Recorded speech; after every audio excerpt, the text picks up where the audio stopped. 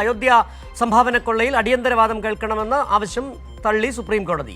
CBI അന്വേഷണം വേണമെന്നാവശ്യപ്പെട്ട ഹർജിയാണ് തള്ളിയത്. അതേസമയം ചമ്പത്ത് റായിയെ ചോദ്യം ചെയ്ത് പോലീസ്. ചമ്പത്ത് റായിയുടെ വിശദമായ മൊഴി രേഖപ്പെടുത്തി. വിവരങ്ങളുമായി ഫെമിന തന്നെ ചേരുകയാണ്. ഫെമിന, ഏതായാലും അയോധ്യ കൊള്ളയിൽ മറുപടിയില്ലാത്ത നരേന്ദ്രമോദി, അയോധ്യയുടെ പേരിൽ വോട്ട് നേടിയ ജനങ്ങളെ ഭിന്നിപ്പിച്ച നരേന്ദ്രമോദിക്ക് ഈ ഇത്തരത്തിൽ മൗനം തുടരുന്നതിനിടയിലാണ് ഇപ്പോൾ സുപ്രീം കോടതിയിൽ നിന്ന് മറ്റൊരു വാർത്ത കൂടി വരികയും ചെയ്യുന്നത്. സുപ്രീം കോടതി CBI അന്വേഷണം ആവശ്യപ്പെട്ടുള്ള ഹർജി തള്ളിയിരിക്കുന്നു.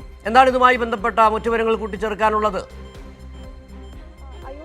സംഭാവന കൊലയിൽ ഒരു സ്വതന്ത്രമായ അന്വേഷണം വേണം, CBI പോലെയുള്ള ഒരു കേന്ദ്ര ഏജൻസി അന്വേഷിക്കണമെന്ന ആവശ്യം ഉന്നയിച്ചുകൊണ്ടാണ് സുപ്രീം കോടതിയിൽ ഒരു ഹർജി സമർപ്പിച്ചത്. എന്നാൽ ഈ ഹർജി അടിയന്തരമായിട്ട് പരിഗണിക്കാനായിട്ട് സുപ്രീം കോടതി വിസമ്മതിച്ചിരിക്കുകയാണ്. അവധിക്ക് ശേഷം പരിഗണിക്കാമെന്നാണ് സുപ്രീം കോടതിയുടെ ഭാഗത്തു നിന്നുണ്ടായ ഒരു വിശദീകരണം എന്ന് പറയുന്നത്. എന്നാൽ ഈ കേസിൽ ഈ സാക്ഷികളെ സ്വാധീനിക്കാനും അതുപോലെ തന്നെ തെളിവുകളിൽ കൃത്രിമം നടത്താനും സാധ്യതയുണ്ട് എന്ന് ഹർജിക്കാരൻ പറഞ്ഞു. എങ്കിൽ പോലും കേസ് കോടതിയുടെ അവധിക്ക് ശേഷം പരിഗണിക്കാമെന്നൊരു നിലപാടാണ് സുപ്രീം കോടതി സ്വീകരിച്ചത്. അതേസമയം തന്നെ ഈ അയോധ്യ സംഭാവന കൊള്ളയിൽ ഉന്നതരിലേക്ക് ഈ കേസ് നീളുന്നില്ല, അല്ലെങ്കിൽ അന്വേഷണം നീളുന്നില്ല എന്ന വിമർശനം ശക്തമാവുകയാണ്.